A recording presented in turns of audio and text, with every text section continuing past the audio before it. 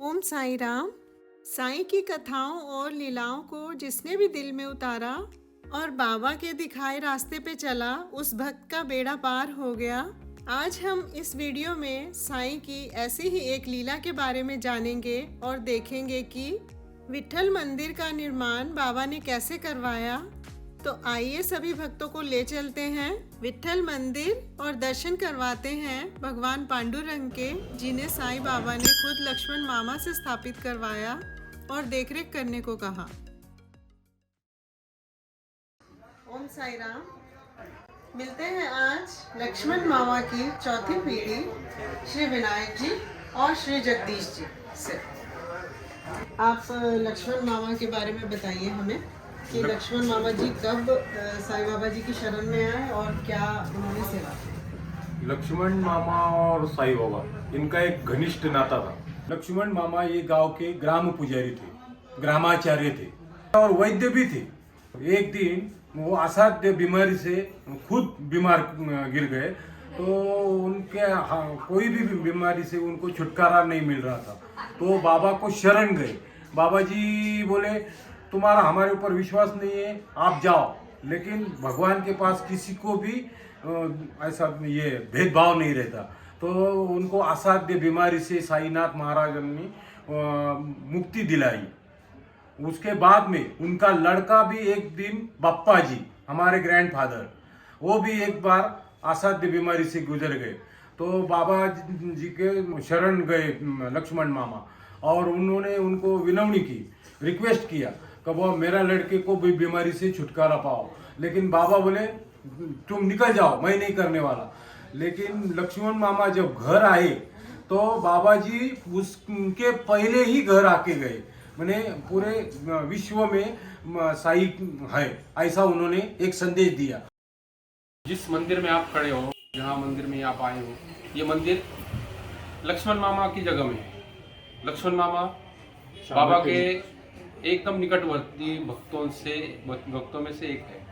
और ये जो मंदिर में जो मूर्ति यहाँ पे स्थापित हुई है, ये भगवान पांडुरंग जी की, भगवान विट्ठल जी की मूर्ति है। ये मंदिर बाबा की आज्ञा से ही बना है, मूर्ति बाबा की आज्ञा से ही स्थापित हुई है। इसका दृष्टांत आपको कैसा हुआ वो बता रहा हूँ। हमारे परदादा लक्ष्मण मामा ये पंढरपुर में यात्रा करने के लिए गए, उसको बोलते मराठी में वारी। तो बाबा की आज्ञा हुई कि आप वारी में जाओ, और वारी में जाने का मतलब ऐसा था कि वहाँ पे उनको कुछ बाबा का दृष्टांत मिलने वाला था।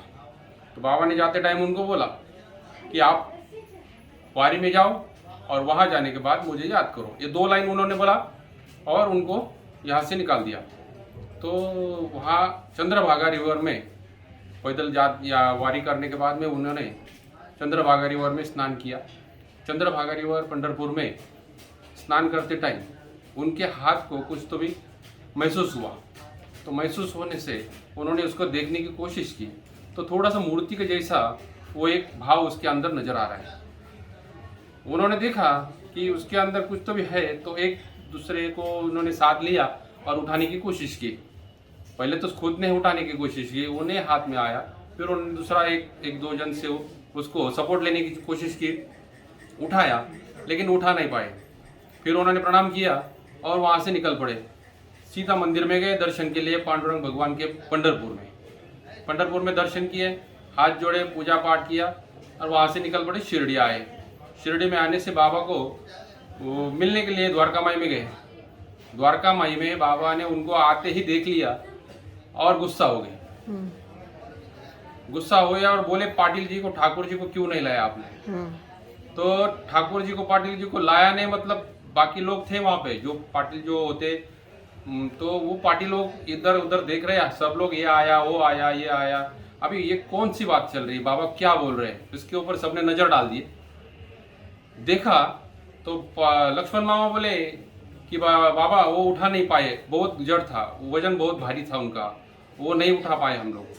और बाबा गुस्सा हो गए, जैसे आए वैसे लौट जाओ और ठाकुर जी को लेके आके ही मुझे मुंह बताओ, ऐसा कह के उनको छोड़ दिया। उनको बोल दिया कि आप रिटर्न जाओ, यहाँ से चले जाओ, पंढरपुर में जाओ। वो बोले, बाबा वो उठा नहीं पा रहा हूँ। मुझे याद किया क्या? बाबा ने जोर से बोल दिया, मुझे याद किया क्या? मुझे याद किया कि ये शब्द सुनते ही उनको याद आ गया कि बाबा ने जाते टाइम ही बोला था कि मुझे याद करो। और मुझे याद करने के बाद बाबा ने वो उनको जो आज्ञा दी थी वो इनके ख्याल में आ गई कि मुझे याद करो, इसका मतलब क्या है। सीधे पंढरपुर चले गए। पंढरपुर जाने से वहाँ पे चंद्रभागा रिवर में वैसे घुसे गए, स्नान किया, क्षमा याचना की, बाबा को याद किया, बाबा को स्मरण किया। याद का मतलब स्मरण करना था।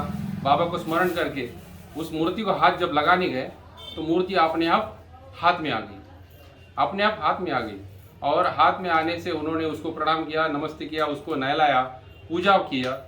मंदिर में गए, पांडुरंग भगवान जी के मेन टेम्पल में गए, वहाँ से उनको वहाँ पे दर्शन करवाए और सीधा शिरडी में आके जब नज़दीक आ गए शिरडी के, उनके आँख को थोड़ा सा धुंधला सा नजर आने लगा।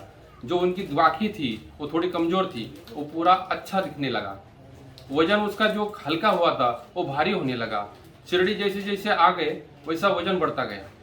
शिरडी में आने के बाद बाबा जी से द्वारका माई में उन्होंने बात की, बाबा ये हमने लाया है। बाबा उसको गले लगाया और जोर से नाच गए। बाबा उसको देख के पूरा मन भर के रोए और पूरा गांव में उनकी पूरी यात्रा पालकी निकाली और पालकी निकाल के इस वाड़े में स्थापित कर दिया। जो मंदिर आप देख रहे हैं आज वही मंदिर है जहाँ पे बाबा ने इसको मूर्ति को स्थापित कर दिया था। वो पहले घर में था, घर बोले तो वाड़ा था पहला। और वाड़े में एक घर में बाबा ने ये मूर्ति स्थापित कर दी थी। फिर उसका बाद में लक्ष्मण मामा का जो पुत्र है बाप्पा जी काका और दासगुण महाराज, इन्होंने बाबा की आज्ञा लेके इस मंदिर का निर्माण किया। और इस मंदिर में विठ्ठल जी भगवान उनके साथ में एक रुक्मिणी माता का ही मंदिर मूर्ति बनवा के वो मूर्ति आज यहाँ पे स्थापित किया है। संत तुकाराम महाराज भी है, दासगण महाराज, इन्होंने ये स्थापित किया है। और ज्ञानेश्वर महाराज है, गरुड़ और हनुमंत भी है। ऐसा पूरा परिवार यहाँ पे, संत परिवार बोलते हैं इसको, वो पूरा परिवार यहाँ पे स्थापित है।